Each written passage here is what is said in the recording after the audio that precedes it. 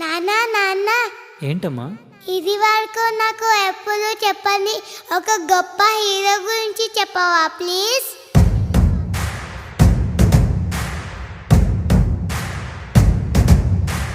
మనకి స్వాతంత్రం వచ్చిన తొలి రోజులవి.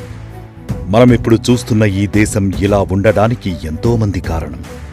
అలా కారణమైన వాళ్లలో మొట్టమొదటిగా మనం గుర్తు చేసుకోవాల్సింది, ఇప్పటికీ ఎప్పటికీ మనం కీర్తించుకోవాల్సింది, ఎలాంటి సమస్య ఎదురైనా మన ఆత్మస్థైర్యంతో దాన్ని ఎలా ఎదుర్కోవాలో అని ఒక ఉదాహరణగా మనం అందరికీ చూపించాల్సింది ఒకే ఒక వ్యక్తిని.